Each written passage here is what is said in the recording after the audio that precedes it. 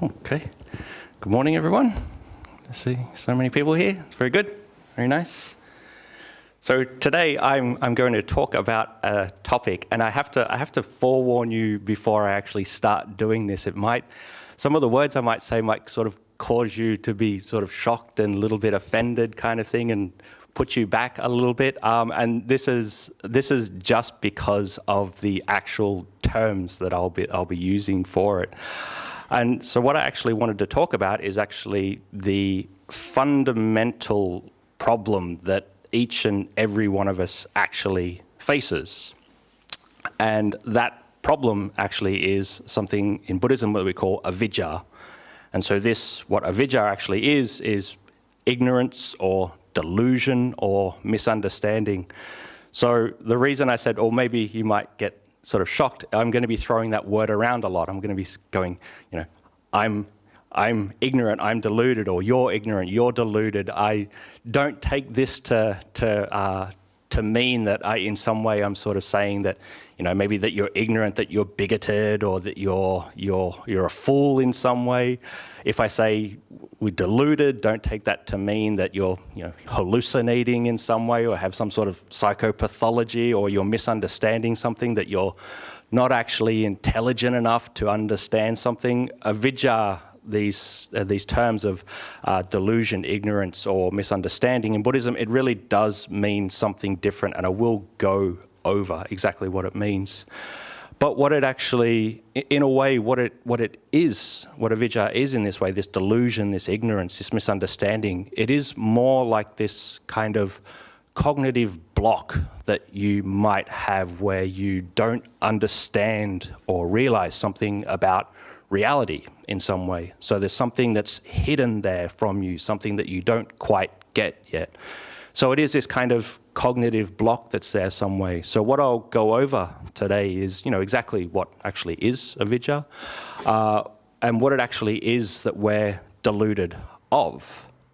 And furthermore, what we're deluded of, but then also what are some of the ways that avidya actually arises within the world and arises within our lives? And finally, what do we actually do about it? What do we actually do about this fundamental ignorance that we actually have?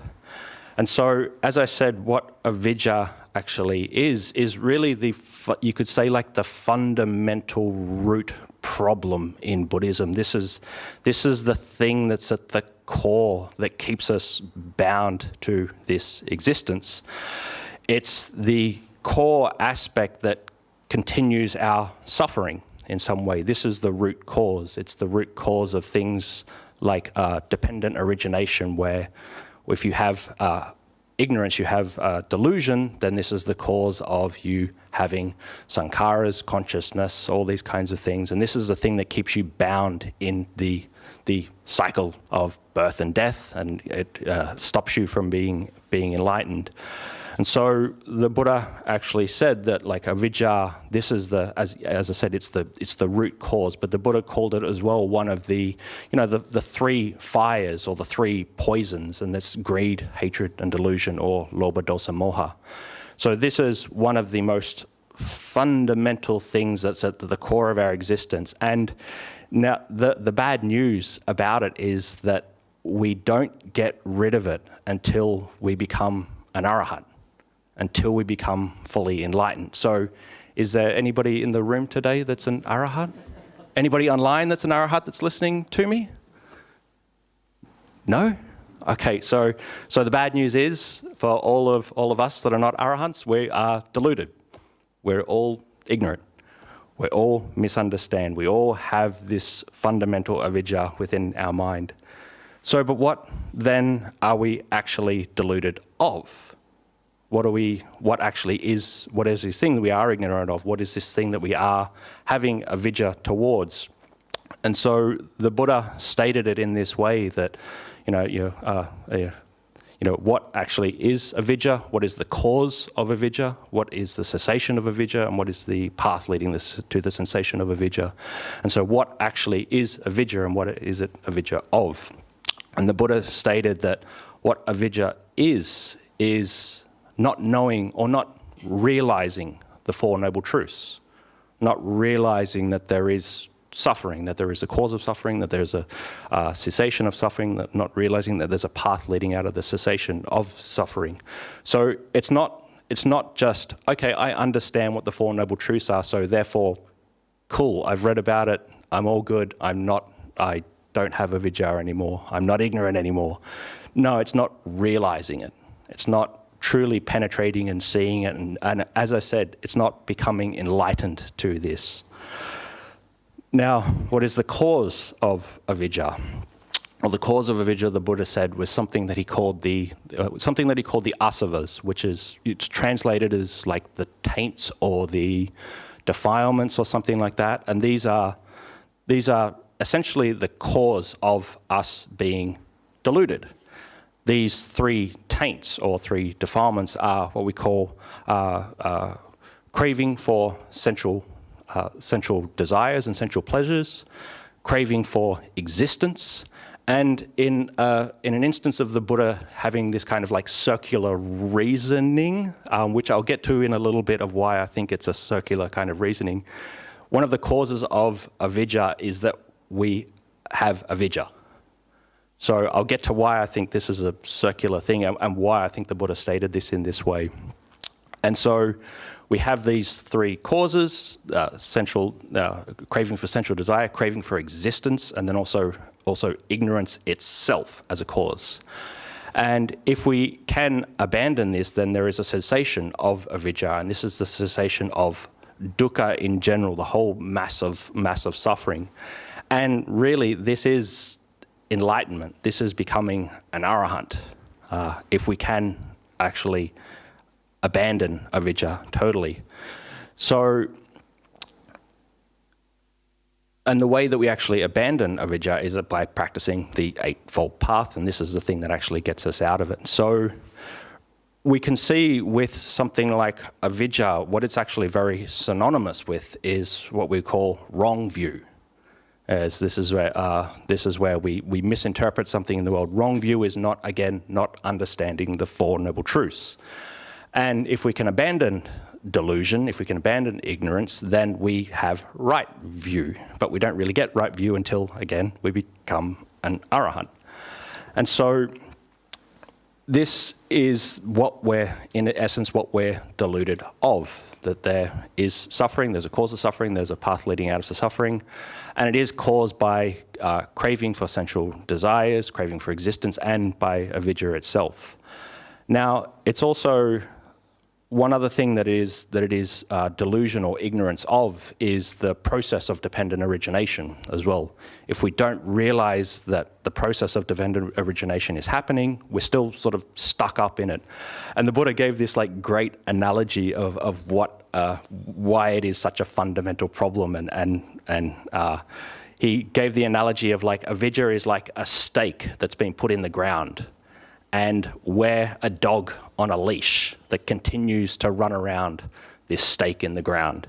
And so as long as we're like leashed up to this thing, we'll continue to run around and around and around it. So avidya is also this not understanding or not really realizing the process of dependent origination. And finally, what it is delusion or ignorance of is the kind of metaphysical truth, according to Buddhism, of the three characteristics that things are impermanent, suffering, and not self. Now, why we're deluded of these things, what happens is avidya sort of like wraps a net around our understanding of the five khandhas and our mind and our body, wraps an understanding around that we think this body and mind that we actually have is something that is permanent, that is a source of happiness, or that is something that is self. And so avidya sort of wraps around that, and we don't really understand or we don't realize that these five aggregates that we actually have are actually impermanent, suffering, and not self. So again, it's a very difficult and almost intractable problem. Avidya is the last thing you get rid of before you become an arahant. So even if you become what we call a stream enterer, which is the first level of enlightenment, so even if you do become enlightened, you still have some form of delusion there. So where does that sort of leave the rest of us? Like it's wow. If even somebody that's enlightened still has some kind of delusion, where does that actually leave me on the spectrum of people that are actually enlightened? So this is, it is a problem that we actually have, and we all actually face this problem. So how does this actually arise in our lives, and how does this thing actually work, and how do we sort of get out of it? So this is where, if you remember, I was talking about the asavas and ignorance being the cause of ignorance. This is why I think it's such a pernicious kind of problem, because we're working out of fundamental delusion. This is sort of like our operating system. We're all working out of fundamental delusion. All our thoughts, all our speech, all our actions are deluded. And we are trying to use a deluded operating system to realize that, to get out of delusion. So we have deluded thoughts, speech, and actions, and we're trying to use those deluded thoughts, speech, and actions to get out of delusion. But because we're deluded, we don't know what the results are. So it's this sort of intractable kind of, again, dog on a post sort of running around, and it's really, really hard to get out of this thing. So it is this kind of very difficult thing to get out of. And obviously, if we practice the Eightfold Path, this is something that moves us towards getting out of this. But so really the way that it sort of arises in our lives is at this, it's at this deep kind of fundamental level. We don't understand the Four Noble Truths, or we don't actually realize the Four Noble Truths. We do have wrong view because we're not fully enlightened, because we're not an arahant. We misinterpret the five khandhas as permanent, as a source of happiness, and that as self. At this fundamental level, this is how avidya keeps working and keeps moving us through our existence. And this is it's definitely the hardest thing to actually get out of. And there is a way to do it. So I think as well, there's many layers of delusion. So that's the fundamental layer, and that's the hardest one to get out of. But there's other ways that avidya arises in our lives, and depending on the depth of the level, this makes it either harder or easier for us to get out of it. And so at the fundamental level, we're deluded about the realizing the Four Noble Truths and the dependent origination. But I think the next level, it's a really pernicious one that is really hard to get out of. Again, because of this kind of circular reasoning, is because we're deluded, our thoughts, speech, and actions are deluded, and we're trying to use those deluded thoughts, speech, and actions to get out of delusion, and we don't really understand what the results are because we are deluded. So this is the next layer down, you could say, is a really hard one to get out of because we just don't see our own blind spots. And that layer down, I think, is this stance that because we have some kind of understanding of the teachings, we have some kind of understanding of the Dhamma, we have some kind of understanding of the Four Noble Truths and dependent origination, we think that we're acting in accordance with them. But again, remember, if we're not an arahant, we're still deluded. We're still possessed of wrong view. So we might think that we're sort of operating in terms of the Dhamma, or we might think that we're operating in line with the Dhamma, but in essence, we're still sort of deluded. And this is where we can sort of get into different things where we look at other people in the world and go, oh, look at these people that aren't Buddhists. They look at them, they just cause their own suffering. They don't understand that they're attaching to this and they're actually suffering. Or, look at these people from a different religion, they don't understand the true path of practice. I understand the true path of practice because I know about the Four Noble Truths and dependent origination and this and this and this. Look at these poor, pitiful people kind of thing. You look at all these other people out in the world and it's like, yeah, they're all deluded. They all have wrong view, but I have right view because I know this stuff. And so we can see how this can make us even more deluded in this way. Again, we're operating out of this delusion. And we can see this sort of happens in so many different areas in our lives. You can even see it in like a lot of Buddhist circles. It's like, my kind of Buddhism is better than your kind of Buddhism, or my understanding of Buddhism is better than your understanding of Buddhism. It happens in so many levels, and it's, we've all been guilty of it. We've all been guilty of it at some point in our lives. I've definitely been guilty of it. You even saw it in the time of the Buddha, and the Buddha couldn't even really stop this happening. Does anybody know of the first big argument in the Sangha? Does anybody know about it? If you don't, I'll tell you this because it's fantastic. It's so cool. So in essence, into the Buddhist dispensation, the Sangha had grown. There was a lot of Sangha members, a lot of monks, a lot of nuns, and two factions of the Sangha started to really argue with each other. And both sides said, we're acting in accordance with Dhamma, we're acting in accordance with the Vinaya, we're right. And these two sides, they couldn't get along. And even the Buddha came in and tried to arbitrate and said, just, okay, settle down. It's not that big of a deal. Just reconcile. And they're all like, no. They're all wrong. We are the ones that are acting in accordance with Dhamma Vinaya. And they're saying this to the Buddha. Like, this is the guy that invented all that stuff. And so, no, we're right. And so actually the Buddha just ended up leaving. Just went, I'm out of here. I can't deal with you people. Like, you're too much. I'm gone. He just went off into the forest. And does anybody know what that thing was that they were arguing about? Something to do with the toilet? Yes. It was about how you leave a water dipper in the toilet. The Sangha argued because of that, because of a water dipper in the toilet. And so it's just ridiculous. Like, it's, the whole Sangha is sort of splitting up because of that. So we can actually see that this attachment to our understanding in ways can actually really get in our way. And so the Buddha actually said that, he made a statement that lay people usually their main obstacle towards enlightenment is sensual pleasures. But for monastics or renunciants, their main obstacle is views. So again, we're all been guilty of this as much as anybody else. But this is sort of a way that avijja comes out in our life, that we think we have this kind of understanding and we attach to it, and we can't really see through our own delusion.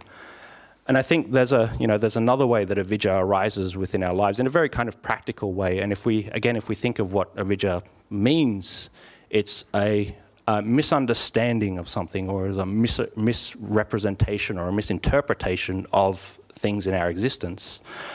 And we all do this in so many different ways. Somebody says something to us, and we're like, what do they mean by that? I bet they meant this by it. And so we sort of start to build up a story of like, I can't believe they said this to me. And we've all been as guilty of this, and we suffer for years, and families split up and all these kinds of things because somebody's holding on to something. And this is the easiest kind of avijja to get rid of. You just ask the person what they mean. Maybe you've misrepresented the context of what somebody's actually said. And so you just ask the person, so what did you actually mean by that? And this is usually the easiest one to get rid of. But again, we're all guilty of it in some way. We've done it to other people. We've done it ourselves. And what this comes from is because in essence, we have fundamental avijja within our mind, and it builds up a framework of the way that we see the world. And instead of us seeing the world in the natural way that it actually is, our framework interprets the world, as opposed to us understanding the world without this framework of delusion. So it's pretty easy to get rid of this. You know, you ask, you question, you talk to people about things, and if getting back to the story of the sangha splitting up about the water dipper, if they just had like talked to each other normally, you know, the Buddha wouldn't have had to have taken off, kind of thing. So this is the easiest kind of avidya to actually get rid of. And so that brings me to well, what do we do then? You know, how do we actually get rid of avidya? How do we actually really fully get rid of this thing?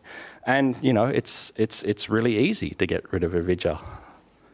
You become an arahant. Done. You become an arahant and you get right view. Sorted. I don't need to say anything else. But you know, obviously that's pretty hard to do, again, because of this kind of circular nature of avidya. We're operating out of avidya.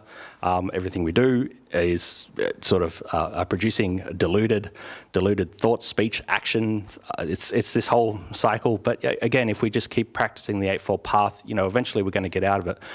But, you know, what do we do in the interim before we become an arahant? What's the rest of this kind of existence going to actually... How are we actually going to live that out until we become an arahant? I think there's a few things that we can do here. I think one of the main things we can do is we can sort of take this on, that actually I am somebody that has wrong view. I am somebody that's not an arahant yet, so I am still operating out of avidya. I am still operating out of delusion. If we can understand this, we can start to understand some of the biases we might have, some of the biases and the ways that we're actually potentially interpreting the world in different ways. When we do this and when we start to know this about ourselves, you know, we start to avidya doesn't have such a hard stranglehold over us anymore. If we realize that we're deluded and that we realize that we're not an arahant yet, and we don't cause ourselves so much suffering. It's sort of like you know the magician's trick. You know what it is. The trick still keeps happening, but at least you've got this understanding of, okay, this is a trick. This is a trick. I don't sort of fall for it, and I don't sort of believe that this thing is magic or whatever it is. If we can understand that the way that we're interpreting the world is operating out of this, this does so many things for us. We start to not suffer so much. And also, we start to look at other people out in the world that are operating in this way. It's like, well, they're in the same boat as me. At some level, they don't understand something about their existence. At some level, they're as deluded as I am. And so this allows us to not, you know, judge people so harshly. This allows us to not sort of, you know, point fingers at you're right, you're wrong, or you did this to me and you did that to me. It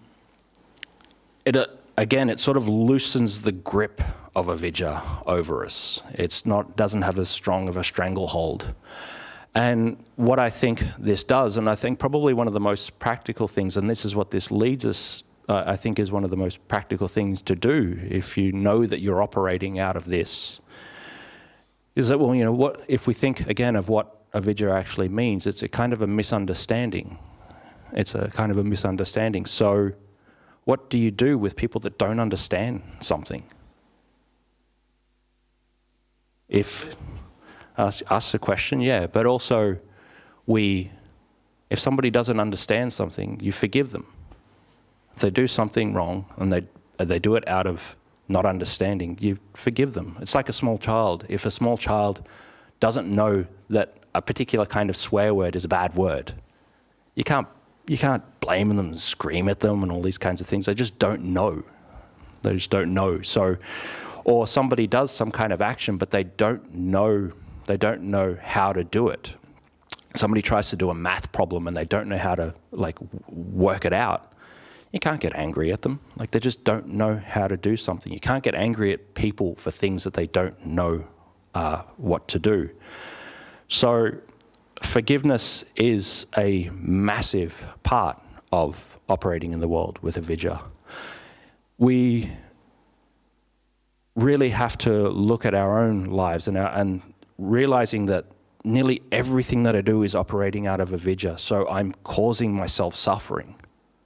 I'm causing myself suffering in some way. It's basically like I've got my own hand on my own throat and I'm squeezing it more and more and more and more. And I'm choking, but I don't realize I'm the one that's choking myself. And so if you don't realize this thing, you can actually start to forgive yourself. It's like, I'm operating out of avidya. I'm operating out of delusion. I forgive myself for causing myself suffering. I forgive myself for me causing myself suffering, and that suffering sort of spilling out into the world as well, and maybe causing other people harm as well. Try to forgive yourself for these things. And then also the big thing is to forgive other people when they act out of ignorance, or they act out of delusion, or they act out of avidya. You know, they're in the same boat as you. They just don't know. They just don't know. They're operating under this same thing. So really having forgiveness for a lot of people, a lot of people and to ourselves, this is something that really you could say, if you remember what I said, what avidya is, it's one of these fires. You know, greed, hatred, and delusion, they're one of the three fires. Having forgiveness actually is like a coolant or some sort of water that helps you at least start to put out this fire of delusion. Forgiveness is something that actually makes delusion bearable. If we don't have forgiveness, then being deluded it's just a constant source of agitation. And so while we're practicing the Eightfold Path and trying to get ourselves out of delusion, what actually makes it bearable is knowing our own limitation, knowing our own biases, and also forgiving ourselves and forgiving others for it. And I think this is one of the most practical things that you can actually do with that. So with that, that's probably about all I've got to say about that.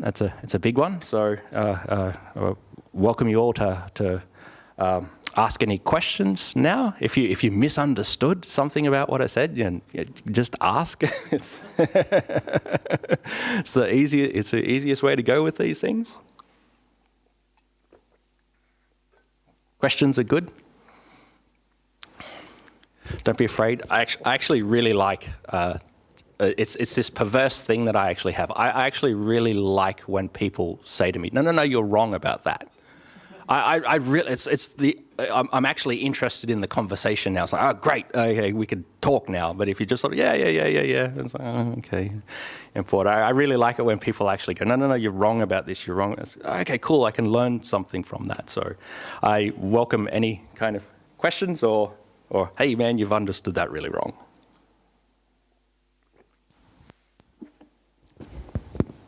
Ajahn, I won't say you're wrong about any of that. Okay.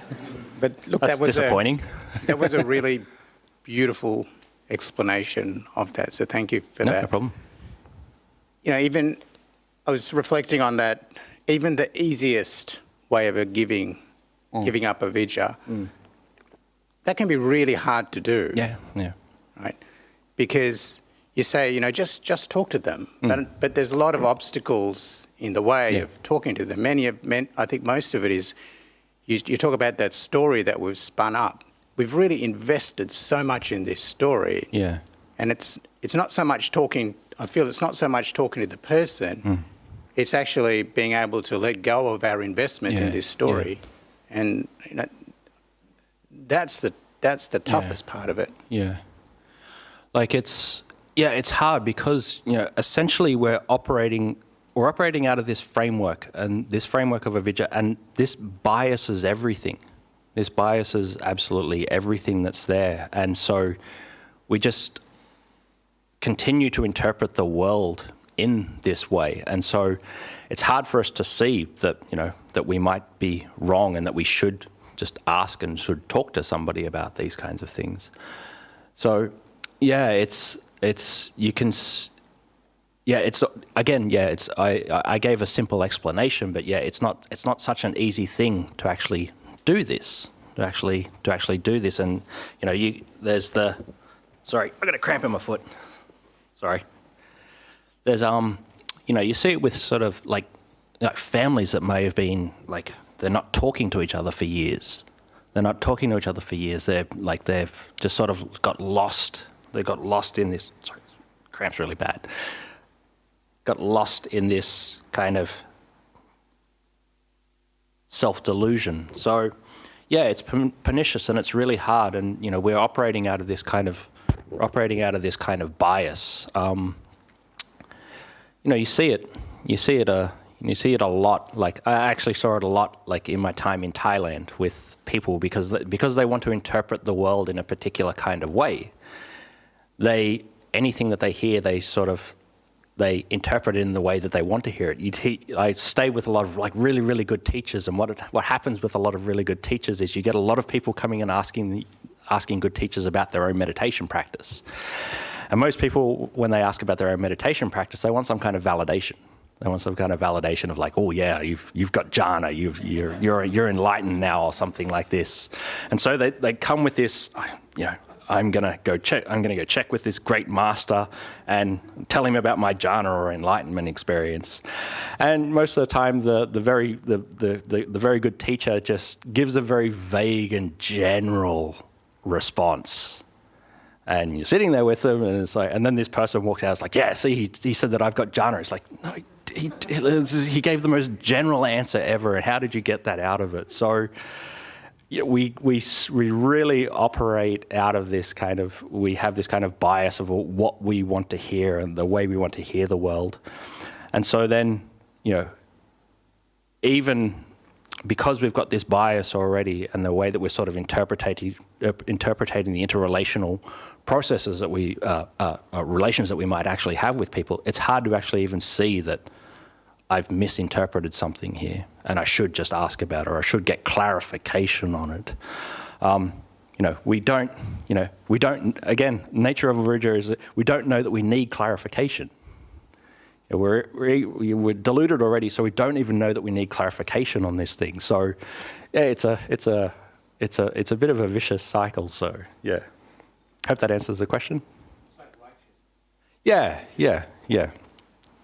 Self-righteousness, but not self-righteousness in, not always in a negative way as well. It's like you just don't understand. So, yeah. Thank you, Ajahn. We have some online questions as well. So what we'll do is alternate between questions from people in the hall and reading out an online question while you massage that foot and hopefully get some relief, Ajahn. I'm just going to go to the question that relates directly to the topic first. The person has referred to practicing avidya, but perhaps they mean trying to avoid avidya. But I'll read it out as it's written. I have difficulty in practicing avidya in conversation with friends who are complaining about others. I'm inclined to engage and chip in to hold conversation and empathy with my own complaints.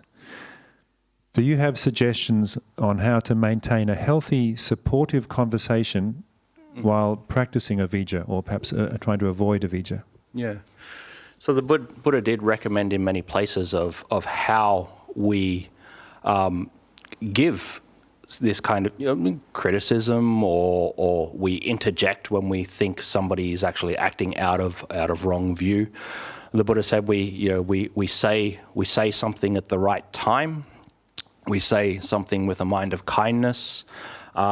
We say something not out of a desire to sort of prove that we're right, but to assist the person. There's two other things, and I can't remember them off the top of my head. But in essence, it's this aspect of knowing if you think that somebody is speaking with avidya, or speaking with some kind of delusion or some kind of ignorance, it's knowing when the right time to actually say this. And actually, maybe this gets a little bit to what we were talking about before. Knowing the right time to say this, and saying this with kindness, and saying this with compassion of, I want to help this person, maybe see through some of the delusion that they might have. So a lot of it comes down to our intention. I spend a decent proportion of my time with academics, and most of the time they'll ask a question, but it's more a lot of the times that the question is being asked is like, I just want to show you how right I am. I just want to show you how right I am, and I want to show you why you're wrong. And it's most of the time it's not done in this spirit of you're wrong and I'm smarter than you. A lot of the times it's I'm inquiring, I'm questioning, but it's more there's some sort of ego there as well of like, I just want to show you how you're wrong here, and I want to pick some holes in it, and I want to show you how I'm right.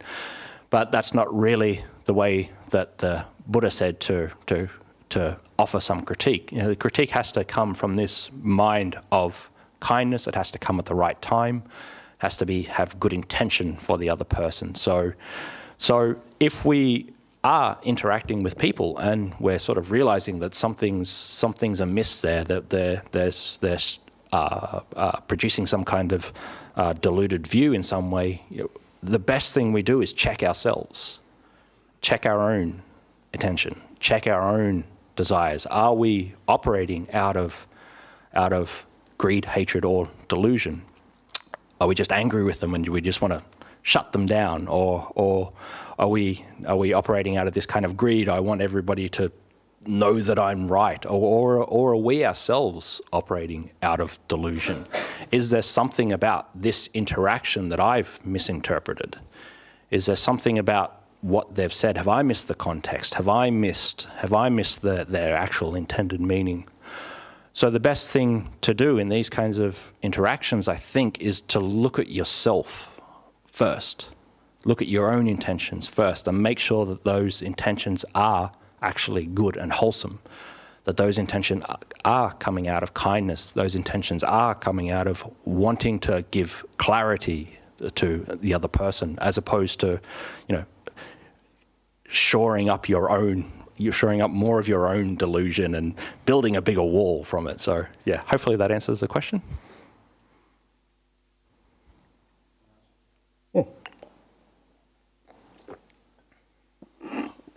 Bhante, take the Buddha's first sermon. It described about 4 noble truths, Yep. 3 characteristics, middle path, noble eightfold path. No one got enlightened. Nobody got enlightened by that. Nobody got fully enlightened. Yeah. Fully enlightened. Second sutta, Anattalakkhana Sutta, that he described the 5 aggregates of arising, dependent origination, and then so I think 1 or 2 got enlightened. Okay, Yep. fully enlightened. Yep. Then we are talking of avijja. What is the ignorance of? The main ignorance, main avijja is the avijja of the view of separate self. That is the biggest avijja. We are talking of avijja as a thing. Yep. What are we avijja of? People think that we are a separate self. Yeah. That is why we are in the cycle of birth and death. Avijja paccaya sankara. That's how the conditions are created. Yeah. The defilements, you talk about cankers, Yeah. the habits, Yeah. that's all come from that. Those are things that goes to the next level Yeah. of consciousness and nama rupa. Now, with Tarat, it doesn't go beyond that. Yep. Okay, it does stop there, right? So when you talk of avijja, then somebody asks, if there is no self, who is there to be liberated? Yeah. But the whole practice of the Buddha's teaching is to understand how this view of self is created. Yeah. That is the whole practice. The whole practice of Noble Eightfold Path is to realize Yeah. how the view is created, how view of separate self is created. That is what it's all about.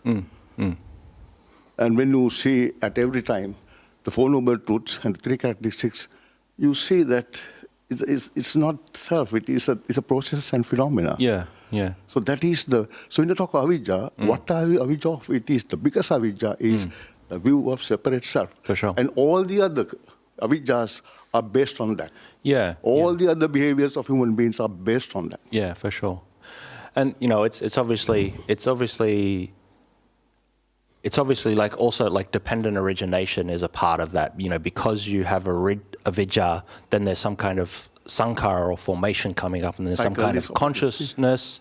And then when sort of name and form, this is, you know, sort of analogous to like a sense of self. So those two things they're just so intertwined that it's so hard to actually like pull them apart. Yeah. And you're right, you know, when the Buddha gave the Anattalakkhana Sutta, It's the second sutta that they all did become enlightened at that point. And there's something very, as you said, it's very, very poignant about that, of that, this thing, because we attach to the five aggregates so much, and we think, we really do, and I'm just as guilty of this as anybody else. I think my body's sort of permanent. And it's like everybody else dies, but deep in my heart, I'm not going to die. I'm always going to be strong. I think that it's a source of happiness. I think that I think this thing is a self. That this is avidya working its sort of illusory tricks. But if I recognize that actually, no, this thing is not self. This thing is impermanent. This thing is this whole process that I think I am is a source of suffering. Then you just come closer and closer to it, because the attachment to the five aggregates as a form of self, that's such a pernicious thing that we need to get rid of. But it's so hard. I do it every day. I try to realize it every day, and it's you practice and I get it. Yeah, I get it. Great. And then, oh no, I don't.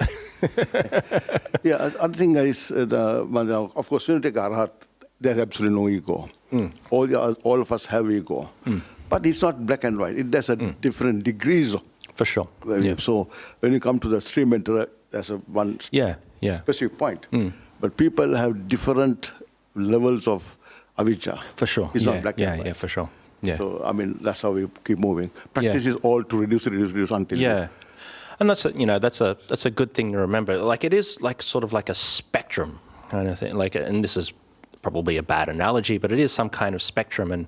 And just how far along it we are and how much insight into it we have, this is going to be different for everybody. And even, as I said, it's so... I don't know if it's heartwarming or it's discouraging that even a sotapanna, even somebody at the first level of enlightenment, they've still got delusion. They're still deluded in some way. And it's like, okay, well, for me that's okay, if a sotapanna or a stream enterer is deluded and I'm deluded, okay, I'm doing all right. I'm not doing too bad. I'm not an arahat yet. They're not an arahat yet. So okay. I'm okay with it. But yeah, you're right. My delusion as compared to a sotapanna's delusion is night and day kind of thing. So, really look, where does that leave us? At some level we're all along this spectrum. And that's what I think, for me, that's what I think is encouraging. That in some way we're all deluded. And if we can actually recognize that and we can accept that about ourselves, this actually makes it easier for you to progress further and further. But the more you sort of dig in, and the more you dig in, it makes it harder. I think it makes it a little bit harder to progress. And so actually knowing that we're all deluded in some way I think it makes it a little bit easier to see when we are acting with delusion. And that in itself, I think, can help us sort of move further and further up that spectrum. So yeah, it's if you can see the not self side of it, it's really what you're aiming for. Thank you, Ajahn. The next online question that relates to the topic is, Ajahn, when you look at things as anicca, dukkha, anatta, will that help reduce our delusion? Yeah. So again, sort of like the spectrum analogy. Truly realizing anicca, dukkha, anatta, this is something that the arahat actually realizes. But that's the true and profound and most comprehensive kind of realization of anicca, dukkha, anatta, or even the sotapanna. But for ourselves, if we continue to recollect that things are anicca, dukkha, anatta, this helps us move along this spectrum. It's like I don't know. It's like a statue that's like full of grime and is sort of caked in all these different kinds of dirty kind of things. And so every time we maybe recollect on anicca, dukkha, anatta, it's like taking a cloth and making one wipe. Gets a little bit cleaner, gets a little bit cleaner, gets a little bit cleaner. So we just have to keep doing that and keep wiping away as much as we can. So reflecting on anicca, dukkha, anatta, sometimes it might feel very deep and profound, and you might have this kind of aha moment and this kind of glimpse of an insight kind of thing. Or sometimes it might just feel very perfunctory, of like, okay, I'm angry again. It's impermanent. It's impermanent, but I'm still angry. It's impermanent. Like, okay, this person's annoying me. This is suffering. This is suffering. It can be very perfunctory and superficial in some ways, but it's helping. It's moving you along. Again, it's like wiping away a little bit more of the grime. If you just keep doing it, you're going to be moving further and further along the Eightfold Path. And again, this is the thing that helps us get out of avidya, is developing the Eightfold Path and having these kinds of doing our practice and trying to recollect with wisdom on these characteristics. So yeah, it'll definitely help, but just realize and just recognize that sometimes it'll feel like it's helping a lot, sometimes it might feel like it's only helping a little, but it is still helping for sure. Yeah? More than a question, because Yep. at the moment I'm doing Dhamma class for the young children. Yeah. So this is just asking for tips for parents maybe, because we create an identity Yeah. even before we are born. And so by the time we come to our age, there are so many layers we have built. Yeah. So I can see it in my class. Yeah. So how can we inculcate this, not like avijja in the sense of, actually I'm teaching 7 and 8 year olds the Eightfold Noble Path at the moment. Yeah. So I think on a younger level, how we could approach planting the seeds. Yeah. Some simple ways. Yeah. Huh. So that would be like every parent's dream. Like if I could raise my child to have right view, like that's you've nailed it as a parent if you can do that. It's hard for me to speak on this because I'm not a parent. I don't really know too much about raising children. I can't even keep a plant alive. So raising children's a whole other story. But okay, so what are some of the ways that we can maybe do this? Well, again, first up, I think this is just my opinion. First up, I think, again, recollecting that we ourselves are operating out of some kind of avijja, and that the things that we may impart on this child or these children, some of that might be coming out of wrong view.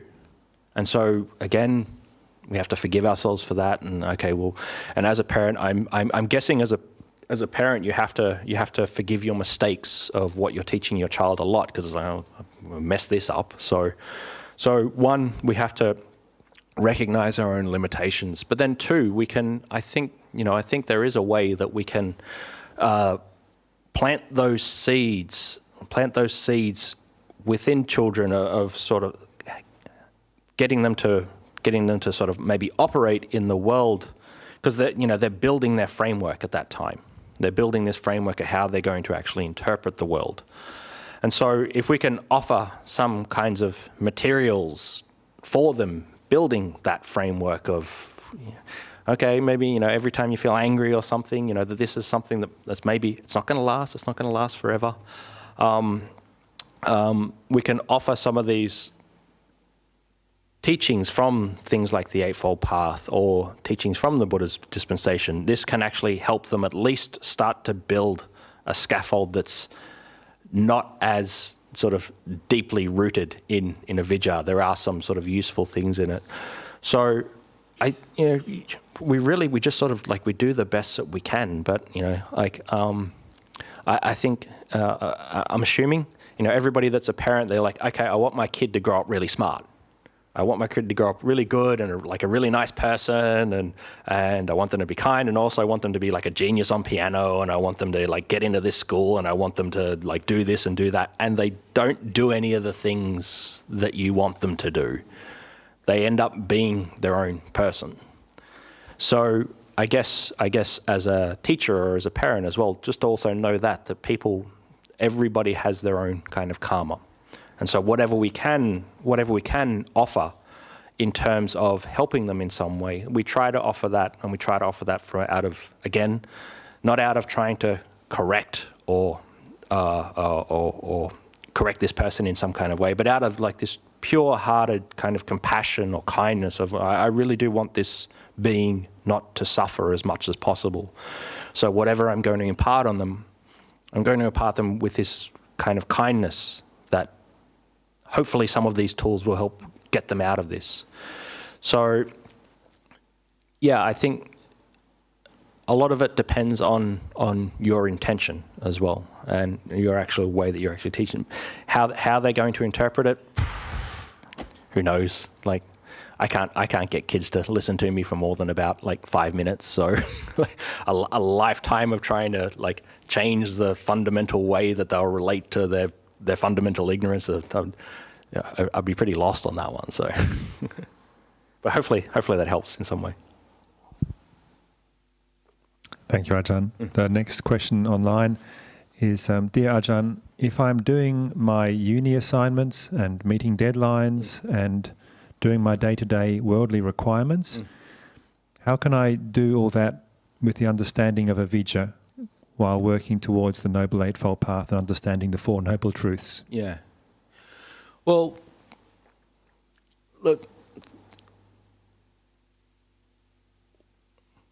trying to understand the Four Noble Truths and practicing the Eightfold Path and trying to actually become enlightened, this is not an easy process. This is a lifetime thing. This is something that you do over a long period of time, and some would even argue over many, many, many, many lives you do this thing. So we have to take this long-term perspective. We have to take this patient perspective with this as like, okay, well, this is, I think, this getting rid of fundamental ignorance and me practicing the Eightfold Path, it's the most important thing. But, I have to eat as well. I have to do things in the world, and I have to operate in the world. So if you're having to do assignments and having to do all these things, this is just sort of a part of being in the world. And yeah, at times, some of those things might lead you to have a lot more suffering. Doing assignments and doing tests and all these things. I think nearly everybody that does them can attest that they are some form of suffering. And a lot of the times, I feel like this is useless. Like I don't know why I'm doing this. So while doing some of those things in the world may sort of pull you a little bit away from the path, if you actually have this kind of underlying drive and underlying desire of like, the most important thing in my life is to sort of move towards enlightenment, you're going to get pulled every now and again a little bit. But through this kind of strong desire that you have to stay on the path, you'll always come back. So you might have these kind of little detours, but if you keep that desire, then you're going to detour for a little while. You're going to have some more and more suffering. You're going to become a little bit more ensconced in fundamental ignorance, but you'll hopefully pull yourself back. And again, look, it's really comes down to a lot of what I said at the end of the talk, is that avijja is just a part of our existence, and we're going to fall prey to its tricks. This has kept us in the cycle of birth and death for incalculable eons. So you can't just sort of go, cool, I've decided not to do that, and it's not going to happen anymore. But just sort of knowing that, okay, well, this is something that this is something that is going to continue to play tricks on me. But I'm going to continue to be patient, and I'm going to continue to try to realize when I'm falling into avijja. And again, as I said, with what I said at the end of it, is that know that avijja has such a strong hold over your life and drives you in so many different, like, stupid ways, and even useful, even really useful ways. One of the asavas is craving for existence.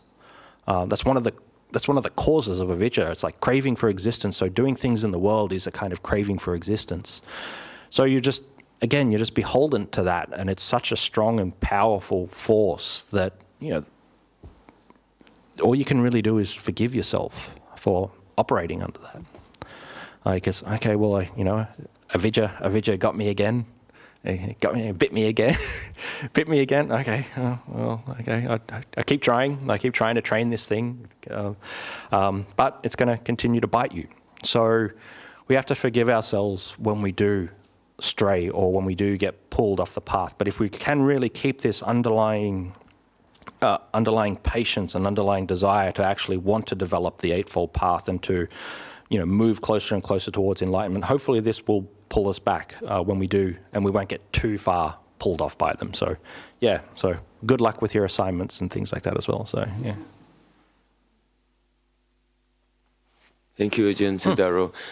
I have a bit of a follow-up, I think, from some of these questions. I'm trying to reconcile some of the things you said during the talk and the Q&A, all of which was fascinating. Yeah. But avijja, at the heart, it sounds like forgiveness was a key element, forgiving others like a child still trying to understand, maybe forgiving oneself. Yeah, right. Yet, if you just accept and forgive, then maybe you never address the fact that it is a delusion. Yeah. And in the Q&A, it sounded more that it was about having compassion rather than forgiveness. Right. Yeah. Yeah. And I think back to even the Buddha himself did challenge people who did not have right view, or including the first initial aesthetics. Yep. So I just wonder what your thoughts might be. If you only keep forgiving something that's, it's like if computer fails, you had this analogy, just say, we forgive it because computers always fail. Then you never fix the problem. Yeah. So just to clarify, with the kind of forgiveness, this is like the high and the most coarse level thing, because we're suffering. The thing that makes that a little bit easier is just being able to forgive ourselves and forgive others for the way that they are maybe operating in the world. Now, this doesn't mean that you don't try to fix it. You still do try to fix these things. You still do try to fix the delusion and the ignorance that's within your own mind, and two, that's maybe out there in the world with somebody that's acting in a way that they might be causing themselves or causing others suffering. You still do that, and as you're very right that the Buddha rebuked people quite severely in a lot of places. Someone was like, "Whoa!" I wouldn't have liked to have been on the receiving end of that. So. It's not to say that we just accept everything and we forgive everything. We're just totally kind and okay, it's all fine. I'm deluded. It's all fine. I'll keep merrily drifting through the world in my deluded sense. No, you still have to do something about it. Obviously, you still do have to try to see that. Okay, this way that I'm operating. This is operating out of delusion. How do I fix that? But it's more, we do that and we try to fix it as much as possible.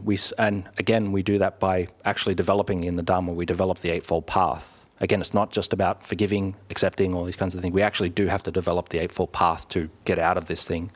This is something that we have to do. But also the forgiveness and the compassion side of it, it's more just you try to fix this thing and sometimes it fails. So like the computer analogy, okay, your computer crashes. You don't just go, I accept that my computer's crashed and it's fine. You try to fix it. You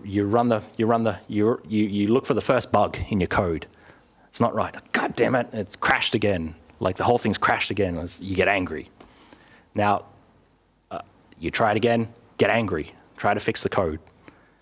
Now, what forgiveness and compassion is, it's more you're still trying to do those things. You're still trying to fix the computer, but you just don't get angry at yourself when you actually fail. You don't get angry at others when something doesn't work out. So again, it's the compassion and the forgiveness side of things. It's the like the higher level solution to your own suffering of the problem, and it keeps you going. So, for example, again, going back to the computer analogy, if you're like trying to fix your code kind of thing, and you just keep getting angry and angry and angry and angry and angry and angry, you're not going to want to fix the code anymore. I don't do this anymore. But if you're just patient with yourself and you're kind to yourself, okay, I'll get there eventually. Okay, I wrote this bit of code wrong. Okay, I missed a full stop here. I can forgive myself for that. I overlooked this thing. I didn't realize that this was the problem. This is more where the forgiveness and the compassion side of things actually comes in. And yeah, you're right, with the Buddha rebuking other people plenty of times, and again, this is what we do, but we don't do it out of this kind of the other two fires, or the other two poisons of greed or hatred. This is what compassion and forgiveness actually gives us, is allows us to act in that way where we are trying to fix things in the world, but we're doing it in this compassionate and kind of forgiving kind of way, as opposed to, smacking the computer. So does that make sense, or? Okay. Yeah. So with that, we've reached the end. So very, very happy that you all came along today. Hopefully you got something out of it. And so now we have the communal lunch over next door, and so you're all welcome to come and have some lunch, and we'll do the rice pindabat. So yeah, anything to close up the day? Okay, all the best, everyone. So I'll see you next time. Oh, yeah. Pay respect to the Buddha, Dhamma, Sangha. Sorry. Forgot.